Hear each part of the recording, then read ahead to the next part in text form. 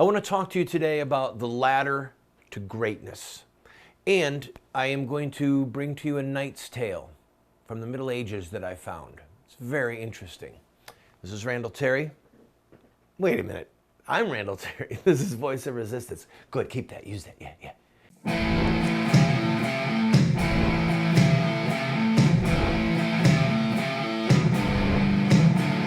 Those who forsake the law praise the wicked. Those who uphold the law resist them. Welcome to the Voice of Resistance. Here's your host, Randall Terry.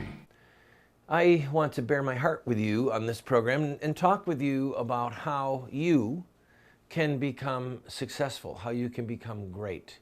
There is a proverb that says, a man's gifts will bring him before kings and princes, and he will not stand before insignificant men.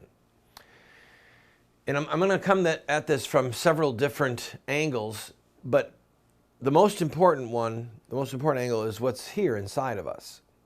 You know that I spend an enormous amount of time on this program discussing politics, leadership, fighting evil, all of these things. That's a part of who I am as a man, and I believe that it's a part of what God wants of the body of Christ, that we be leaders in the culture, that we be the head and not the tail, that we attack the gates of hell and the gates of hell will not prevail. God told Abraham, your seed will possess the gates of their enemies. So we are the seed of Abraham, those who believe in Christ. So I'm giving you this framework. I believe in us having a position of leadership. The issue is what's going on here. Jesus said, if someone wants to be great among you, let him be the servant of all. If somebody wants to be the greatest, let him be the slave of all. He said, look at the Gentiles, how they rule. You know, their great ones exercise dominion over them. Power, power, power. So in America, we have people that are clamoring to get to the top, fighting, stomping on people, clutching at someone above them.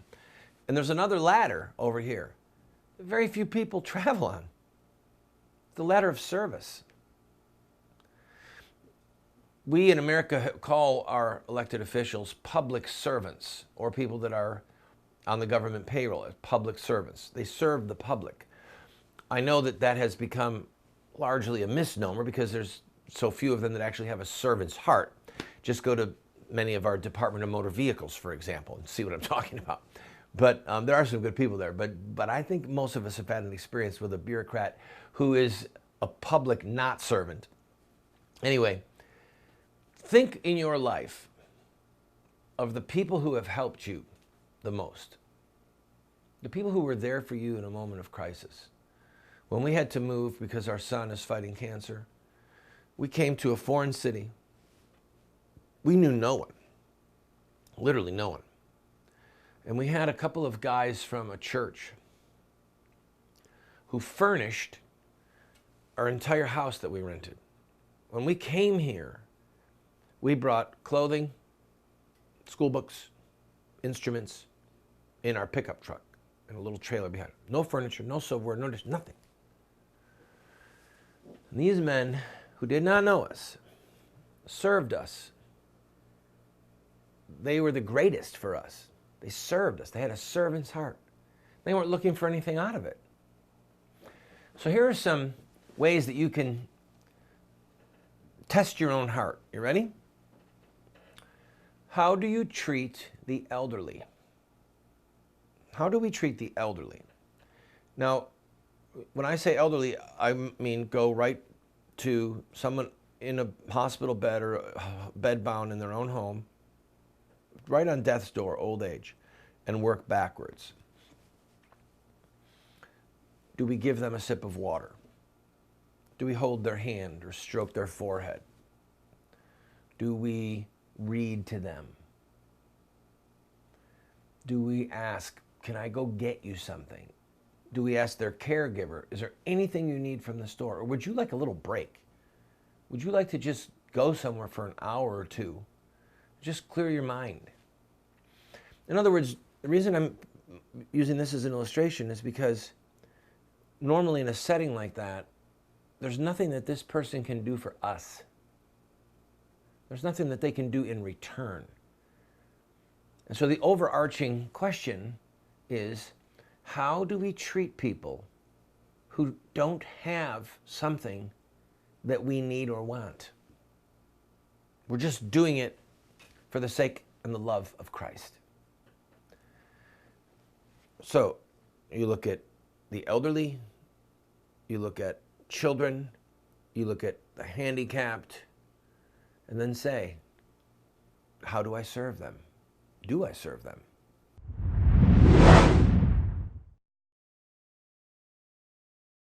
How would you like your name or the name of somebody that you love to be listed as a producer of our upcoming series, What Would Mohammed Do? If you are in a position to give a $1,000 gift, we have to buy some computer gear and some 4K monitors that cost about $12,000. One computer and 2 monitors, $12,000, because they're broadcast quality. This is not a Hewlett-Packard laptop, okay? If you can be one of those 12 people who give $1,000 or more, we will list you as a producer in the series, What Would Mohammed Do? Or if you want to do it in memory of a loved one, we will do that as well. Please, go to the GoFundMe site you see, watch the pilot, and if you say, I want to be a part of that, give a $1,000 gift, and we will put you or the person you choose as a producer of this TV series. I thank you in advance. God bless you. When I was a prisoner in a prison work camp in Alpharetta, Georgia, I had a lot of time on my hands to research who the bad guys were in the death of our culture. And I wrote Accessory to Murder. It is an overview of our political, cultural, media, and religious adversaries that are accomplices to the death of our culture. I encourage you, get a copy of this and learn the who's who of the bad guys.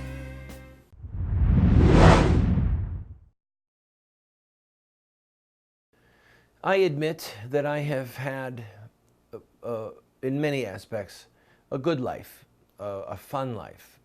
I've had a very challenging life, difficult. Spent a lot of time in jail, lost everything in lawsuits to Planned Parenthood and NOW. But I've also had a lot of good things happen to me, a lot of things that I consider a privilege. Meeting the Pope, for example, getting a handwritten letter from Mother Teresa while I was in jail. These are high points in my life. Preaching in Jerry Falwell's pulpit, being on Dr. Dobson's radio show. But my ability to do those things, and I'll take it away from me right now, our ability to do things is based in part upon faithfulness in the thing that we were supposed to do last. Okay? Jesus said, if you're faithful in the little things, I'll make you ruler over big things. And that's that same spirit about serving. Again, I say, how we treat people who we don't know. Be careful to entertain strangers, because in doing so, some have entertained angels unaware. I mean, think about that. We want to help people that are rich, famous, because maybe we can get near them, get something out of it. Be careful how you treat strangers. You might be entertaining angels. That's even way cooler than, entertaining Bruce Willis or Kid Rock, okay? Fill in the blank, whoever it is you would like to entertain. So we have opportunities that present themselves to us on a regular basis, or that we can almost reach out to. And I will give 2 illustrations from my own life, knowing that I will lose my reward in heaven. I've lost it long ago. I surrendered these as I'm not going to get any reward. I know that, Lord. So, but I might as well. 2 of them. One is I felt the call of God on my life. I felt like God wanted me to do great things, big things, that I was going to prophesy to the nation. And as it turns out, it did happen that way. All right? I had these thoughts, these visions in my head, these ideas and dreams when I was a teenager. So I'm working at McDonald's and I'm 18 years old. All right? I'm praying like crazy. I'm going to church every time the door opens. I'm reading my Bible hours a day. The hand of God is on my life. And, I'm working at McDonald's. And if you've ever worked at a McDonald's, there's 3 rushes: the morning rush, the lunch rush, and the evening rush. And then in between rushes is when you clean.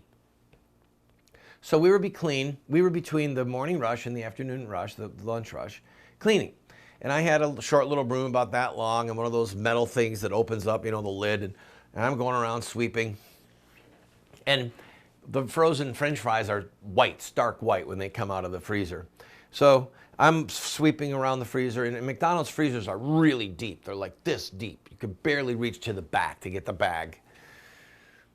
So for some reason, I got on my knee to just clean underneath the freezer, and I saw way back there, because it's a fairly tall freezer gap, I saw way back there up against the wall 2 uncooked freezers, or French fries. And I prayed, Lord, I said, no one sees those French fries except me and you. And I felt like the Lord said in my heart, yeah, they're bugging me. So I said, fine. I wasn't even happy. I was like, all right, fine. So I got on my face. They were so far back, I had to get on my face, take my little broom and get them. And I finally worked them, got them out, stood up, brushed myself off for 2 French fries. I put them in, and then the Holy Spirit put that verse in my head. He who is faithful over little things will be made ruler over much, will be put in charge of much. And with that moment, I had a conversion in my heart that I understood how critical it was for my soul to serve and to do the thing that's unpleasant. And so the next thing I would do, and I'm telling you this again for your sake, because all of us have so many struggles, is I would clean the bathroom at our home. And we all know how bad a toilet seat can get with boys and kids. And, at certain times in my life, I had the money to hire people to clean. I didn't have to do it, but I did it for my sake, as a protection for me. God forbid I got to the place that I thought, I am such a big shot. I'm on Oprah, I'm on Donahue, I'm on 60 Minutes. I am way too important to be cleaning a toilet seat. If I got to that point, I was going to be in danger. I was going to be in real danger, in real trouble. So to help myself, I did those things. And I'll tell you one other thing. I know we got to take a break, but I'm telling one other thing. When I founded Operation Rescue and was leading this huge movement, largest civil disobedience movement in American history, I was invited on every conceivable TV and radio show in the Christian world and the secular world. So I'm way up here as far as public notoriety. People were throwing money at us. Literally, our mailing list jumped from 3,000 people to 30,000 people in a year. And we weren't soliciting names. People were calling our office. I love you, you're great, put me on your mailing list. How can I help you? What do I do to contact you? And I told my staff, I said, do not, when you add their names, I don't want any database of donor participation. I don't want to know who gives $10, and I don't want to know who gives $10,000, and I don't want to know who gives $500 or $5,000. I don't want to know, because I don't want to be corrupted in my heart and showing deferential treatment to people who have money and dismissing those who might give us $10. It was to protect me. It was to protect me. So I throw these things out to you because there's many people who watch this show on a regular basis, and I thank you for the honor, the privilege of speaking to you. But there are some fundamental principles that we must embrace if we are going to rise to the next level in our own lives, to climb the ladder of servitude, of servanthood, to treat the unlovely and those who we can expect nothing in return from. That's when God is watching us. To serve when no one is watching us, to clean the toilet, to get the French fries that are bugging God, okay, if he is bugged by such things. And then we can go to the next level. But if we won't do those things, we can't be trusted. It's a danger to us. So I hope and pray that you become a force for righteousness in the earth, but there are certain rules that you have to abide by and things that will be there to protect you in the course of that. When I come back, I've got to tell you a knight's tale.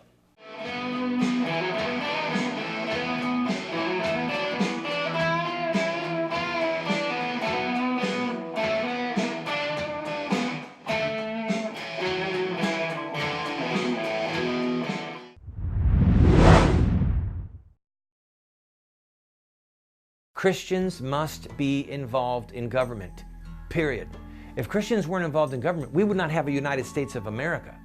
And there have been brilliant Christian minds over the centuries, such as John Locke, who is called the philosopher of American liberty. He was quoted by Clarence Thomas in his recent dissent on the homosexual marriage decision. If we don't understand John Locke, we don't understand the founding of America. I want to send you this book and my book, The Sword, subtitled The Blessing of Righteous Government and The Overthrow of Tyrants. I want to send you these two books for a gift of whatever you can afford. Pay the $8 shipping and handling, which does not cover our costs, and then give a gift of whatever size you want, and we'll send you these books. If you cannot afford anything but the $8, can't even afford that, write us a note, and we'll send them to you for free. I want you to have these books so that you can be better equipped to fight in the political arena. Come on, order them today. We have put together what we call an online university for you. Now that's a highfalutin way of saying that we have a pretty significant library of material, books, tapes, videos that are there for you for free. Why are we doing this? Because America is desperate for new leaders, and because this material could help you to become the leader that you and God want you to be. Check it out and enjoy it.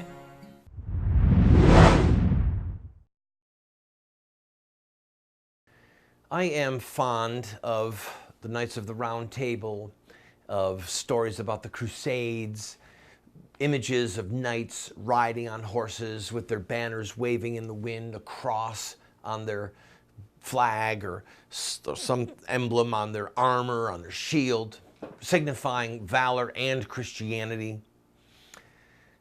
And I stumbled upon a story recently that I thought was very fitting. And the author said it was true. So, and if my memory is correct, it was during the time of King John III in England, quite a while ago, almost 1,000 years ago.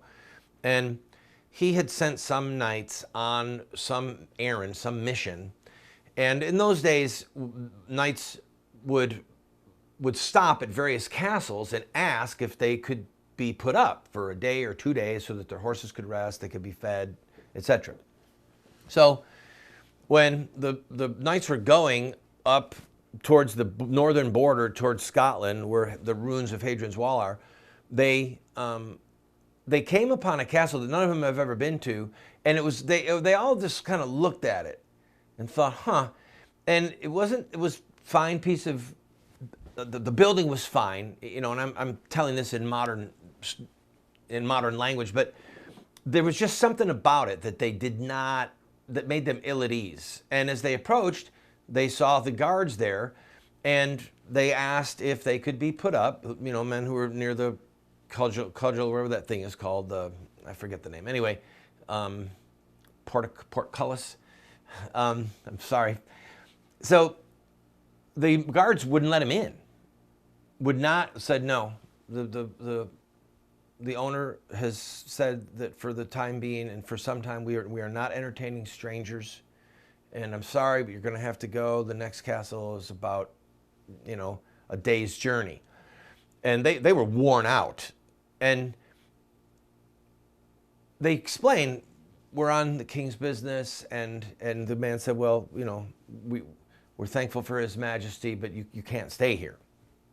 So they left, but then when they got just far enough away so the guards couldn't see him, they talked and they said, this something is not right. And one of them said, I was watching while you were talking with him, and he said, I could see people coming and going from the back corner, and it looked like, you know, the servants were looking over their shoulder to make sure that people weren't seeing them. Something is just not right there.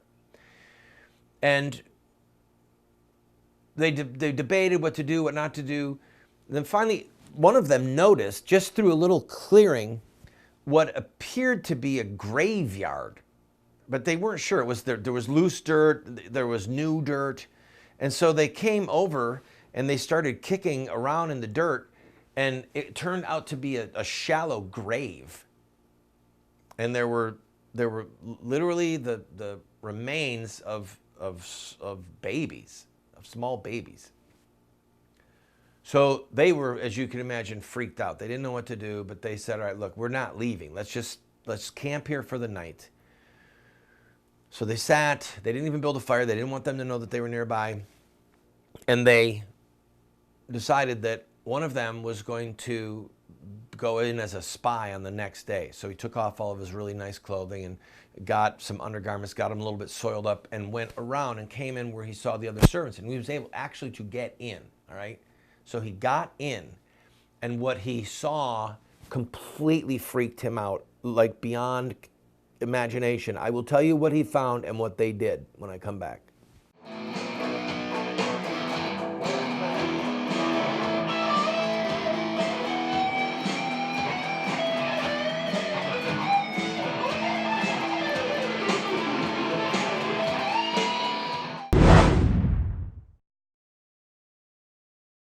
Friend, this TV show represents a mission.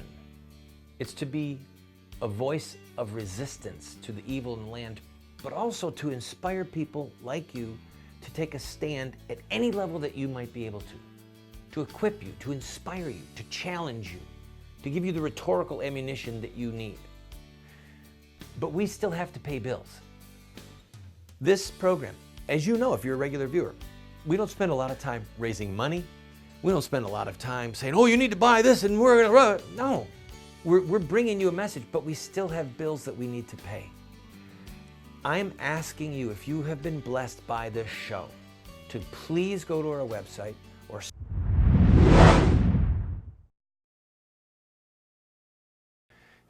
if you've got any kids in the room, this last segment of today's show, as I tell you this story from the Middle Ages, you might want to have them leave now or put it on pause.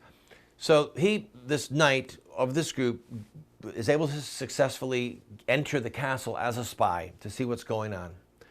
And what he finds is absolutely horrifying. He goes by one room, grabs some things that other people are carrying. He goes by one room and he sees a woman on her back with her feet in some old contraptions. And there is a woman literally pulling baby parts out of her. He goes to another area of the castle and he finds young girls who, it's clear, he's listening to what's going on, listening to the conversation, and he figures out that these are young foreign girls who are sex slaves, that they're actually being used for unspeakable things. These are teenagers, okay? And then as he's at this point, he's seen enough, he's trying to leave, and he actually overhears as he's trying to slip out to get back to his men, because now he's starting to think, I'm in trouble if I get caught. He hears the negotiation of a person literally buying the parts of these babies. So he gets out and he gets back to where his fellow soldiers are, his fellow knights are. He actually throws up on the way there. And he gets there and they're freaked out when they see him because his face is completely white as a sheet.